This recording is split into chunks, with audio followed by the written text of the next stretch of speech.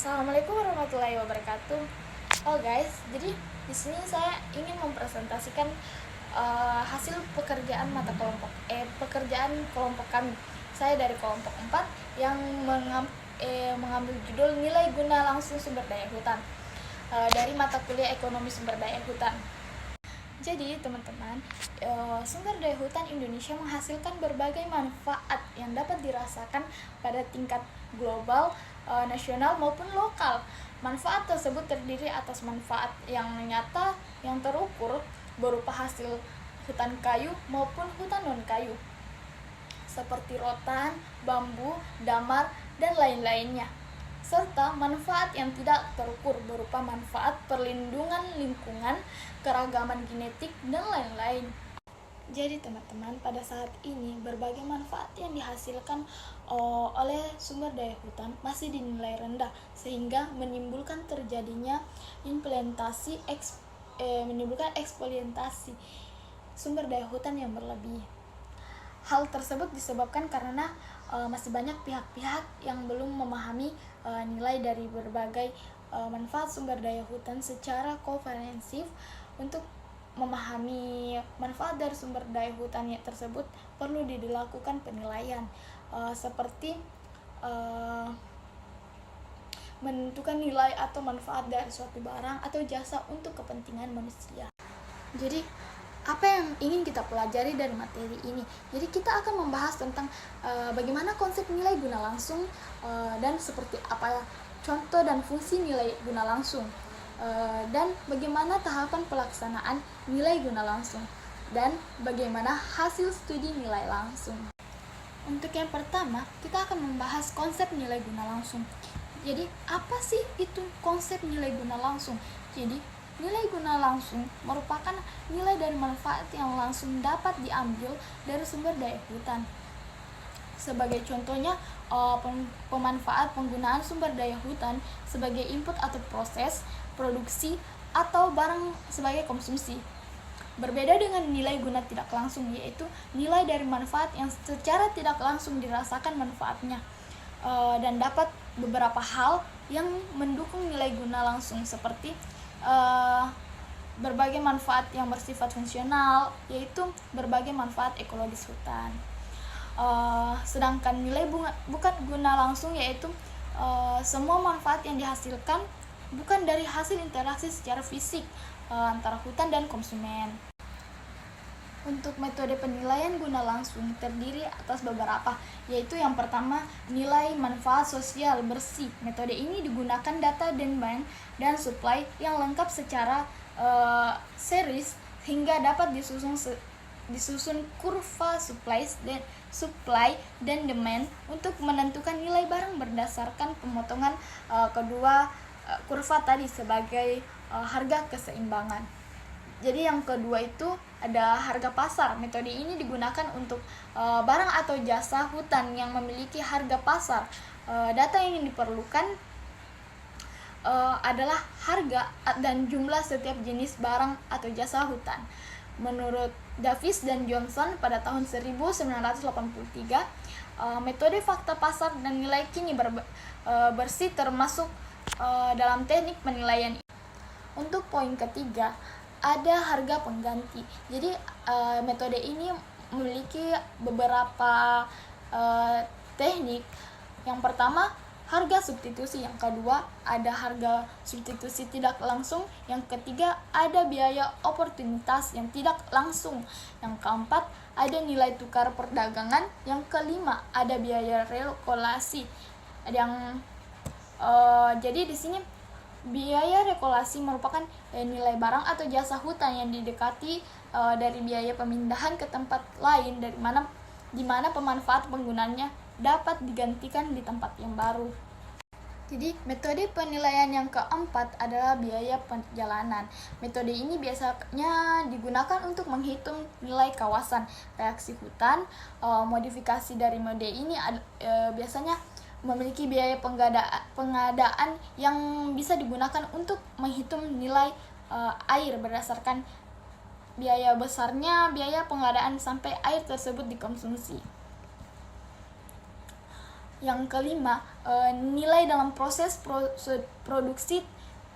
Nilai dalam proses produksi ini digunakan untuk menilai barang atau jasa hutan yang merupakan input dalam produksi suatu barang. Contohnya untuk menghitung nilai tegakan melalui pendekatan output kayu penggergajian maksudnya yang dihasilkan. Untuk memiliki metode penilaian yang guna langsung dari sumber daya hutan yang tepat.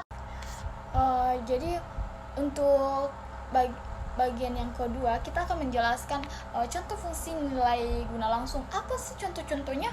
Jadi nilai produksi atau hasil dari barang dan jasa dalam suatu kawasan, nilai produktivitas atau hasil produksi suatu kawasan budidaya atau pertanian atau perkebunan, kawasan atau ekosistem tertentu, hutan daerah aliran sungai atau catchment area, mangrove, terumbu karang, serta pendapatan pajak dari revenue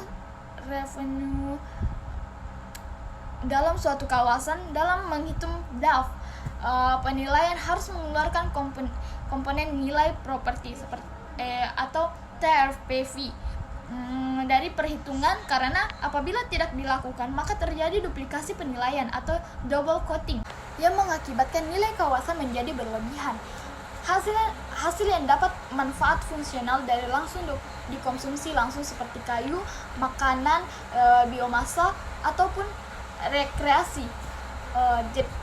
Mungkin itu saja yang bisa kita ambil contoh dari nilai guna langsung. Jadi kita memasuki tahapan yang ketiga, yaitu tahapan pelaksanaan nilai guna.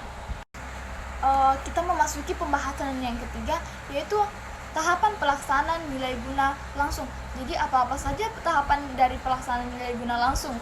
Jadi dalam melakukan tahapan pelaksanaan nilai guna langsung, kita melakukan pengumpulan data dengan cara studi literatur maupun pengumpulan nilai berbagai referensi yang menuntut berbagai konsep dan teori mengenai nilai ekonomi,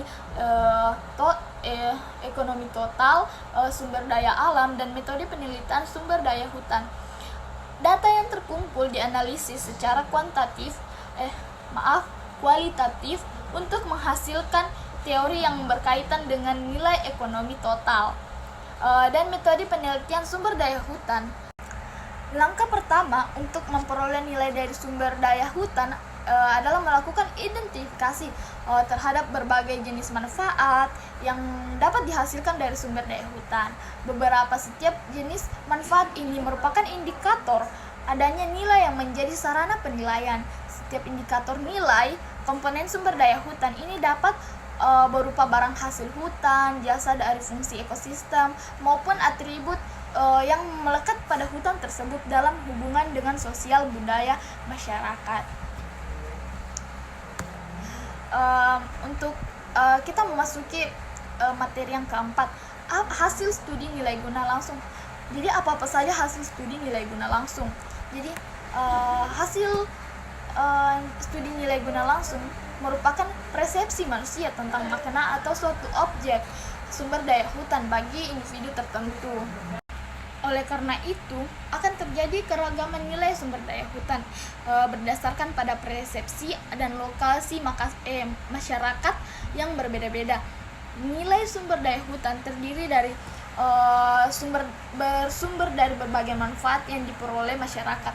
Masyarakat yang menerima manfaat secara langsung akan memiliki persepsi yang positif terhadap nilai sumber daya hutan, dan hal tersebut dapat ditunjukkan dengan tingginya nilai sumber daya hutan tersebut.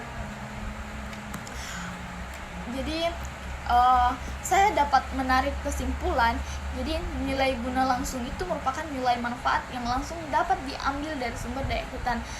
Sebagai contoh manfaat penggunaannya, sumber daya hutan berbagai input atau proses produksi atau berbagai barang konsumsi.